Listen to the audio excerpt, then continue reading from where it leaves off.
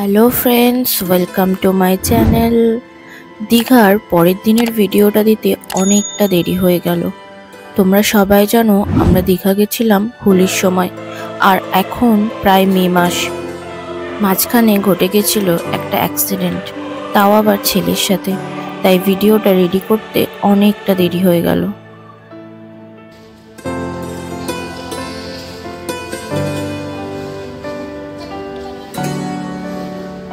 কোন দিক দিয়ে যাবে? সিঁড়ি দিয়ে না লিফটে? চলো চলো চলো। হ্যাঁ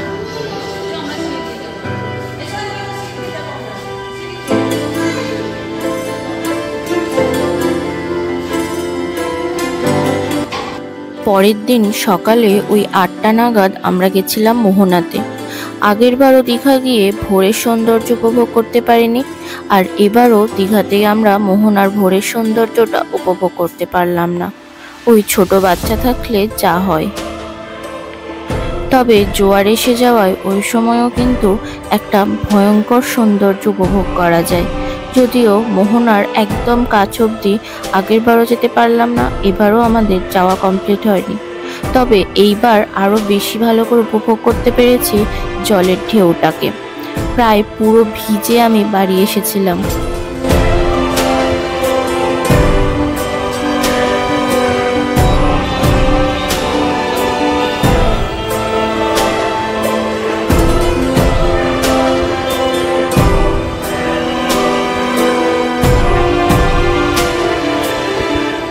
প্যান্টটা তুলে দাও ওর একটু।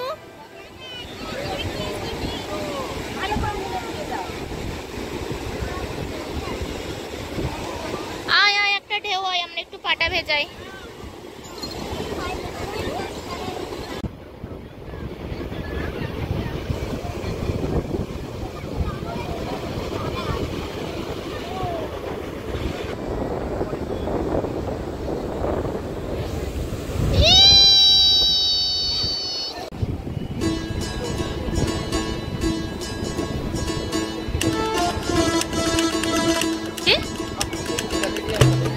কে?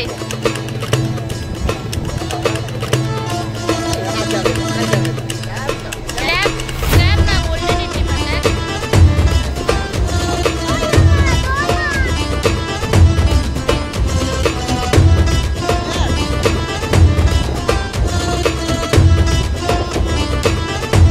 ওরে ও গায়ে হাত দেবে বলে ইয়ে করছে। একটু নিয়ে যেতে দাও, দেখো না। আরে ওর তো মালিক আছে, বলবে।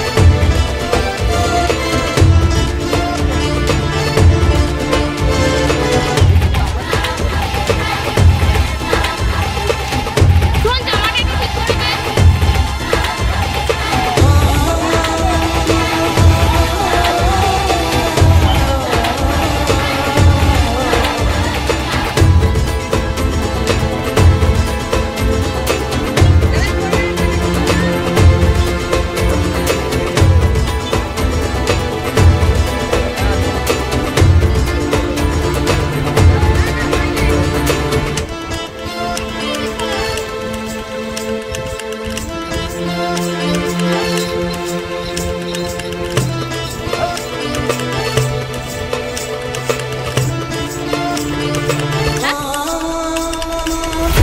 বুঝতে পারছি না।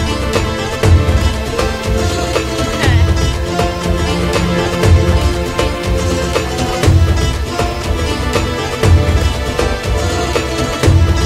এবার ঘুরিয়ে দিতে বলো না।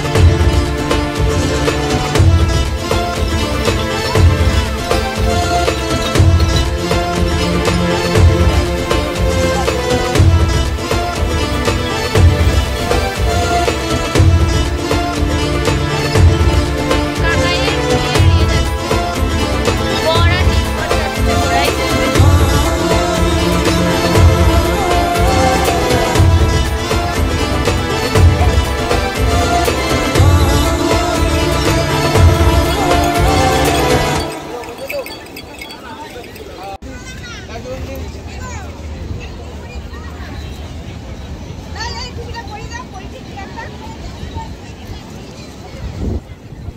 মোহনার বিচের সৌন্দর্যটা উপভোগ করে আমরা এগিয়ে চললাম ঠিক মোহনার দিকে, যেখানে চম্পা নদী আর এই সমুদ্র অর্থাৎ বঙ্গোপসাগর একসাথে মিশেছে।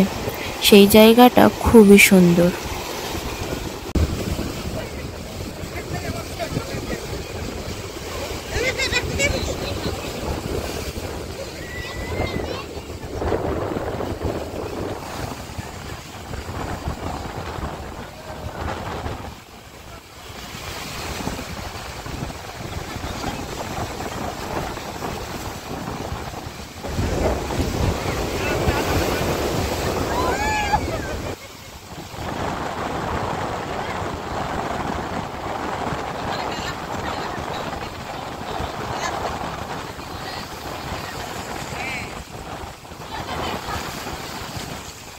ঠিক মোহনার পয়েন্টটাতে দাঁড়িয়ে থাকতে রীতিমতো ভয় লাগছিল।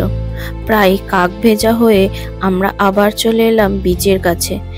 এবারে বিচেতেই আমরা করে নিয়েছিলাম ব্রেকফাস্ট। ওখানে প্রচুর ছোট ছোট স্টলের মতো দোকান রয়েছে, যেখানে তোমরা পাউরুটি, ঘুগনি, মুড়ি ইত্যাদি খাবার পেয়ে যাবে।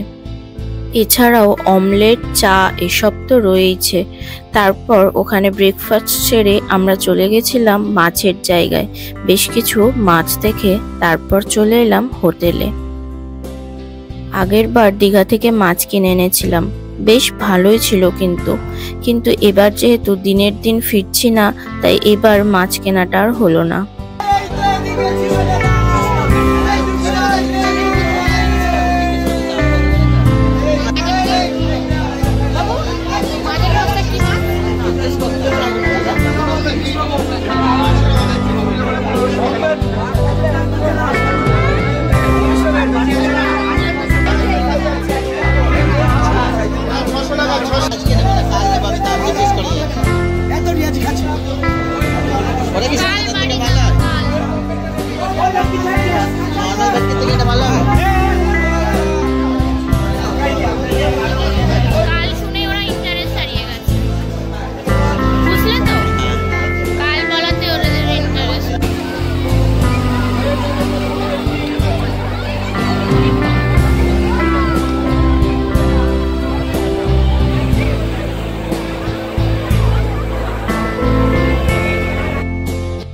মোহনা থেকে হোটেলে ফিরে ওই 12টা নাগাদ আমরা চলে গেছিলাম নিউ দীঘা সি বিচে স্নান করব বলে, কিন্তু গিয়ে দেখলাম লোকে লোকারণ্য।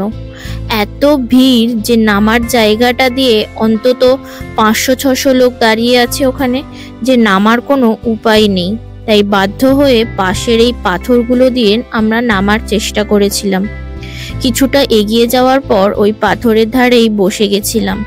এই পাথরের ওপরও অনেক লোকজন বসেছিল, অপেক্ষা করছিল যে জলের ঢেউ একটু কমলে তারপর নামবে।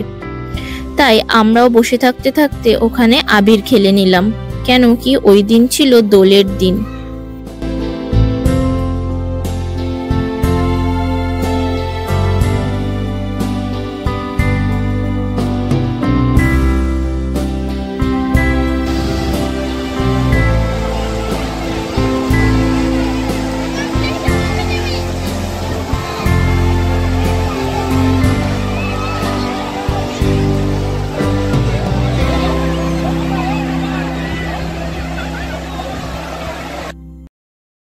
প্রায় আধ ঘন্টা অপেক্ষা করার পর আমরা দেখলাম যে লোকজন তো কমছেই না, উপরন্তু বেড়েই চলেছে। আর যেভাবে লোকজন এসে এই পাথরের ধাক্কা খাচ্ছে, সেই দেখে ভয়ে ছেলেকে নিয়ে আর নামার সাহস করলাম না। তাই সবাই মিলে ঠিক করলাম যে আবার ওই মোহনার বিচেই চলে যাব, ওখানে গিয়েই আমরা স্নানটা সারবো।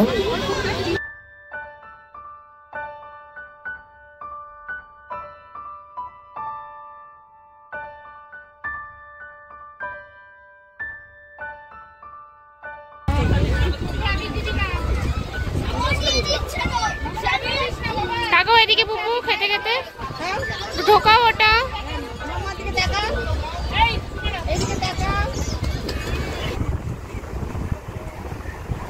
গিয়ে কিন্তু আমরা ভালোই করেছিলাম।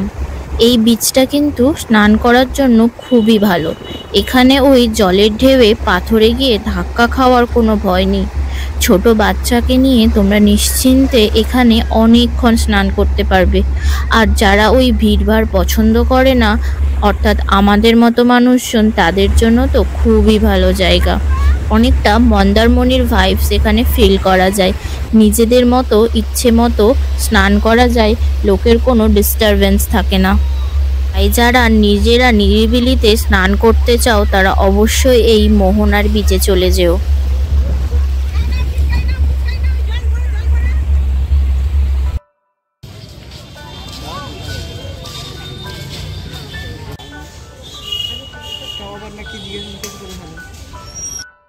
মন ভরে সমুদ্রের জল নিয়ে খেলা করার পর আমরা হোটেলে ফিরে সেখানেই লাঞ্চটা করে নিই।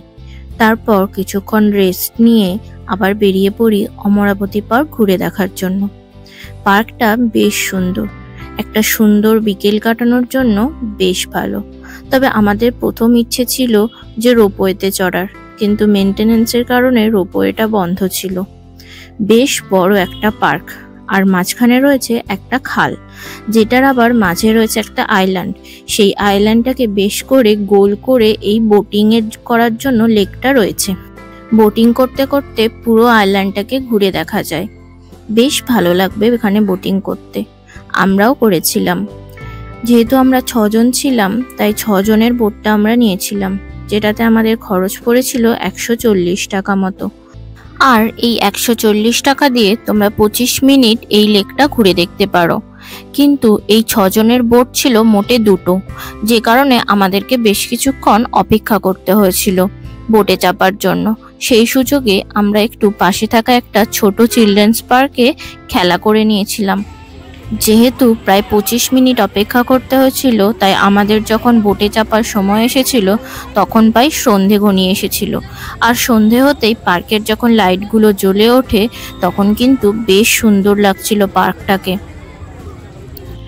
তারপর এক সময় আমাদের বোটে চাপার ডাক এসে যায়, আর আমরাও সবাই মিলে উঠে পড়ি বোটে। প্রথমে কিন্তু বেশ ভয় লাগছিল। আমি এই নিয়ে সেকেন্ড টাইম বোটে চাপলাম।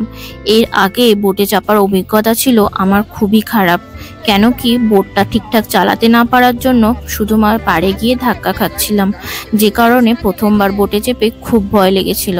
আর এইবারও বেশ ভয়ে ভয়ে বোটে চেপেছিলাম, কিন্তু যাই হোক অভিজ্ঞতা কিন্তু বেশ ভালো হয়েছে। আর এই খালের জলে বেশ কিছু মাছও আছে, যেটা আমরা বোটিং করতে করতে ফিল করতে পারছিলাম। আর আমার ছেলে তো জলে নেমে খুব খুশি হয়েছিল। ওর তো এত সাহস যে ও বোটে বসে বসে জলেতে হাত ডোবানোর চেষ্টা করছিল। আর আমি তো রীতিমতো ভয় পাচ্ছিলাম প্রথমে, তারপর আস্তে আস্তে ভয়টা কেটে যায় এবং আমরাও বেশ ভালোই বোটিংটা এনজয় করেছিলাম।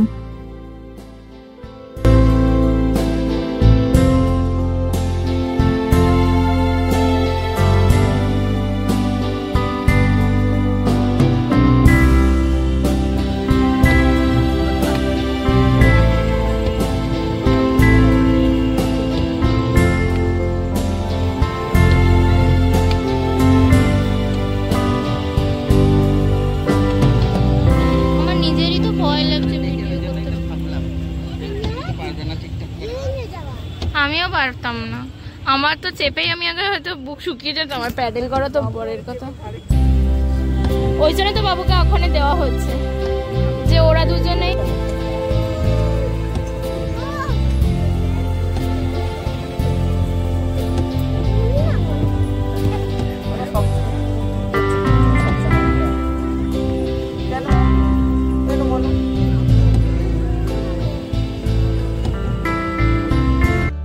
অমরাবতী পার্ক থেকে আমরা সোজা চলে যাই ওল্ড দীঘা সি বিচে, বেশ কিছু কেনাকাটা করব বলে আর সন্ধেটা একটু ভালো করে কাটাবো বলে। কিন্তু ভগবান আমাদের সাথ দিল না।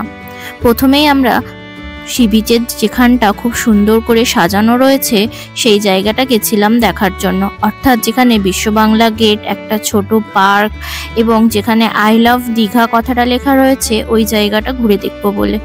প্রথমে তো বেশ ভালোই ঘুরছিলাম, তারপর রাস্তার ধারে দোকানগুলো দেখে কিছু অল্প স্বল্প কেনাকাটা করলাম, কেন কি সাথে ছোট বাচ্চা থাকলে আগে তো ওর মন ভরাতে হবে।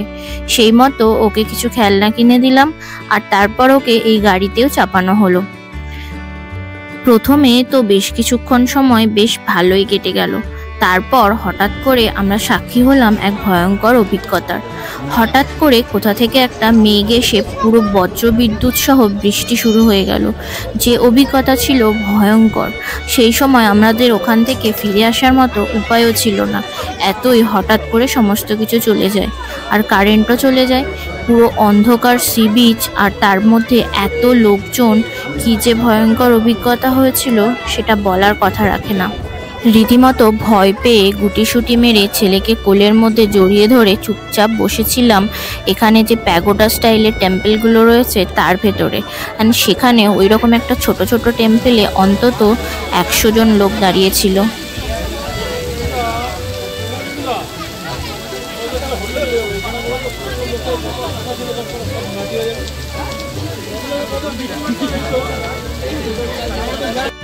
তারপর সেই ভয়ঙ্কর রাত কাটিয়ে পরের দিন সকালবেলা নন এসি বাসে করে আমরা আবার ফিরলাম দীঘা থেকে বাড়ি। বলেছিলাম নন এসি বাসে চাপবো না, কিন্তু ভাগ্যে থাকলে আমি আর কি করব, আবার বাধ্য হয়ে আমাদেরকে সেই নন এসি বাসেই চাপতে হলো। যাই হোক, ভিডিওটা ভালো লাগলে একটা লাইক করো, শেয়ার করো, আর অবশ্যই আমার চ্যানেলটা সাবস্ক্রাইব করতে ভুলো না।